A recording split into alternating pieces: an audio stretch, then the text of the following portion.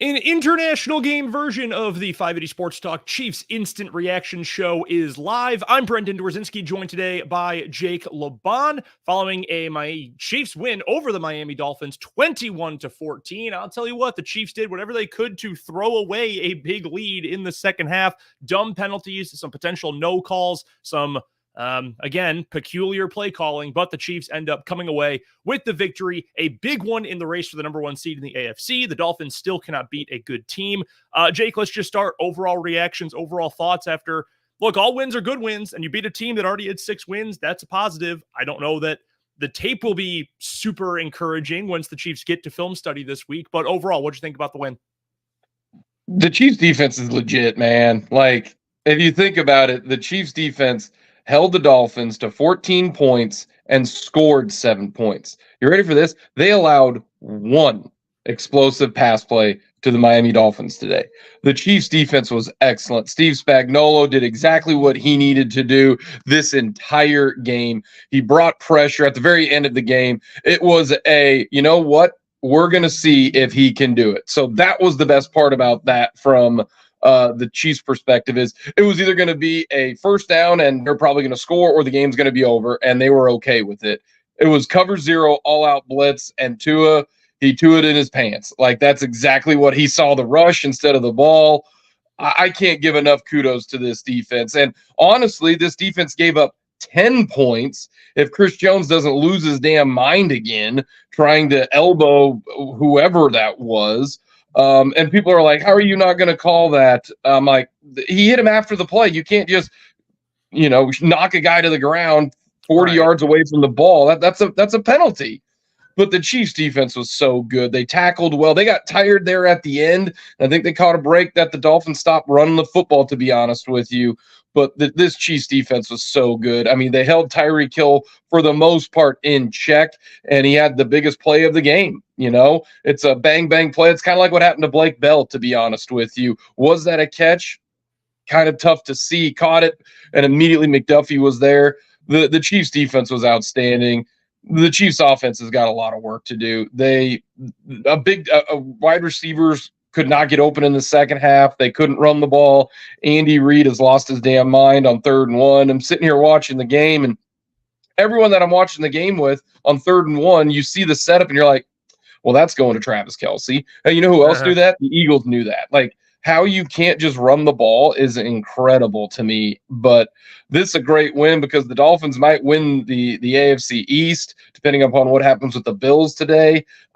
This is a big-time win for the Chiefs. You go into a bye week. Hopefully you can figure some stuff out. But right now, the Chiefs' defense, I can't believe I'm saying this, but the Chiefs' defense is the strength of this team. And the offense needs to play the game the way that a bad offense does, because as long as you don't turn it over in a bad spot, as long as you don't make the mistake, this Chiefs defense is going to win you the game. So the offense now, can't believe I'm saying this, the offense now has to change the way that they play.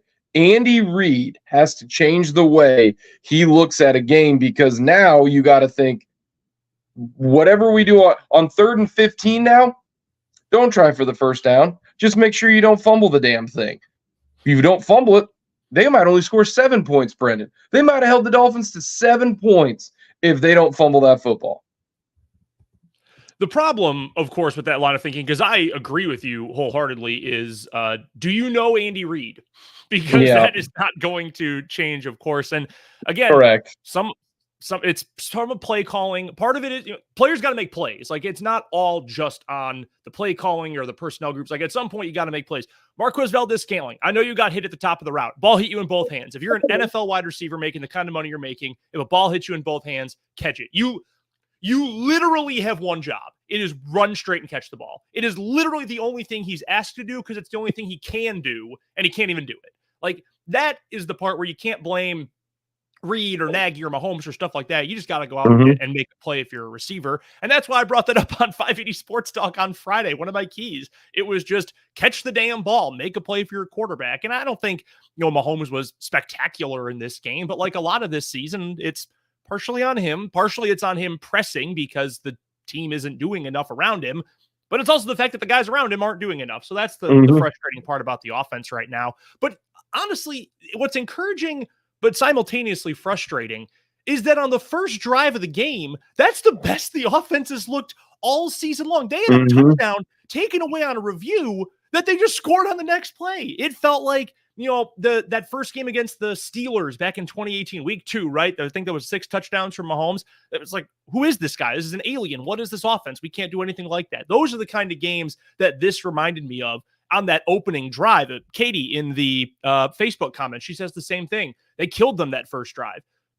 Where was that? Like, I know that scripted plays and live play calling are different, but you can see it. Like, that ability is there. And I think that's why, at least somewhat, you can say, we still feel like we're going to get there. We still feel like we're going to be able to have that fast-paced, successful, high success rate offense. We just haven't been able to put it all together at this point. So I don't want to take away from the effort of the defense. They were fantastic in this game. Again, aside from one really dumb penalty. How about the touchdown? How about the group effort and the perfect poetry of Trent McDuffie stripping Tyreek Hill, Mike Edwards, scrap heap, veteran, scoops it up and hands it off to Brian Cook, draft pick in the last 2 years, who takes it all the way for the touchdown. Something insanely poetic about that in particular.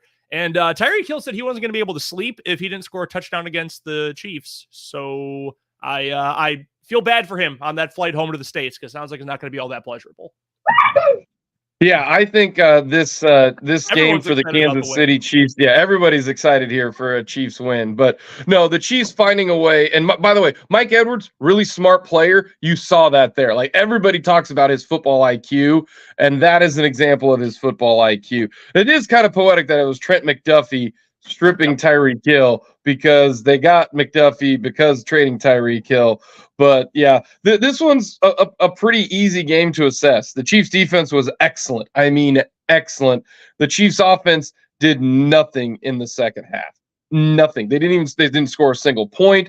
I'm thinking to myself, well, you're not going to score. Can you at least run out the clock?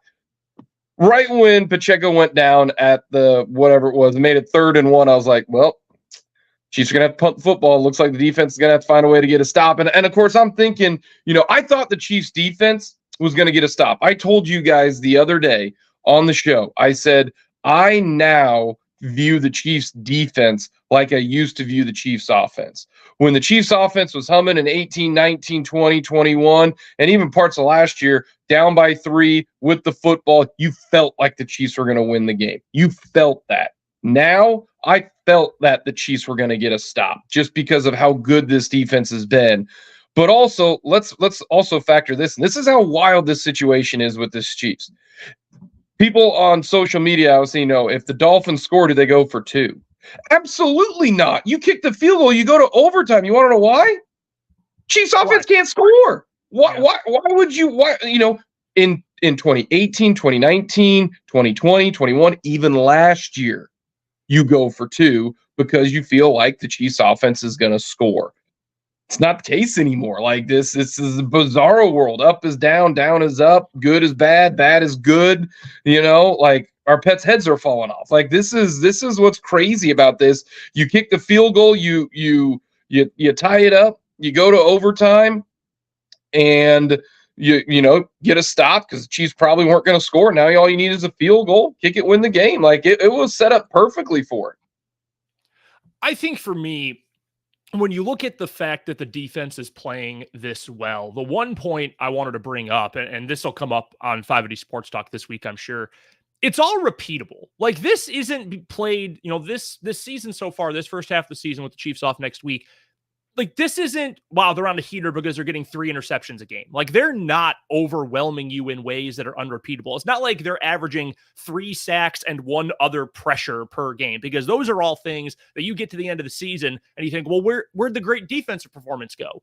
Well, they were banking completely on just the, fortune and fumble luck and things like that. And frankly, today, the Chiefs didn't have the fumble luck. Mahomes, the strip sack fumble, I guess they did a little bit with the strip of Hill, but that was a more direct play by Trent McDuffie. The Mahomes strip sack fumble, the Mostert fumble that bounced right to Chase Claypool, of all people, that's probably the only play he's going to make all year for the Dolphins. Like, that was unlucky in that situation. But no, it's the fact that you're generating constant pressure. You've got that sticky coverage. You are doing these things over and over and over again that are repeatable. You're tackling well. You're plugging up gaps up front. I didn't think the Dolphins did anything, save for a couple of stretches when they were moving the ball pretty efficiently. They didn't do any of their high flying, fast paced, crazy scoring stuff today. Obviously, they only scored 14 points. So it's the fact that you can repeat all of this if you're the Kansas City Chiefs. That's the most encouraging part of all of this to me. And again, I feel like the offense will get there.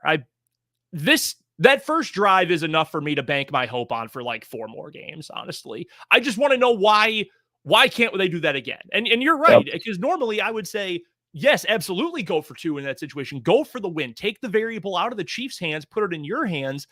But then again, the Chiefs didn't do jack nor squat the entire second half, really, for the majority of the game, save 2 drives. So I can understand that, but I think it's still there. I do think it's still there. We're going to go a little bit short today. I know everybody else has some football to watch today, so let's jump right into some final thoughts on this Chiefs morning win in Frankfurt. Jake, you're first. Spagnuolo, what a game, man. He had that defense ready to go. The Chiefs defense, they're not a top 10 defense. They're not a top 5 defense. They're a top 3 defense. You look at the numbers, what they've done. This is an opportunistic group. The secondary is playing well. Outside of just a few snaps in the secondary, this Chiefs defense is legit. They're fantastic. And right now, your number 1 assistant coach in the NFL, I don't know if they have an award for that in the NFL like they do in college football, the Broyles Award. If there was an NFL Broyles Award, it goes to Steve Spagnuolo this year. And I honestly don't think there's even a question of it. Last year's defense was solid and got better as the year went on. This right now is playing like the best defense in the NFL. And I know there are other good ones out there. This group right now is that good. They are playing that well. And there's no reason, like I just laid out, to expect that that's going to change anytime soon. We will break this game down in full coming up on Monday from 2 until 6 on 580 Sports Talk. The 2 of us plus Dan Lucero will be there breaking this one down. We'll recap KU knocking off Iowa State. We'll also talk about K-State falling in a heartbreaker to the Texas Longhorns. All that and so much more coming up Monday on 580 Sports Talk. Until then, for Jake LeBon, I'm Brendan Dworzynski. We will see you guys on Monday following this Chiefs win over the Miami Dolphins.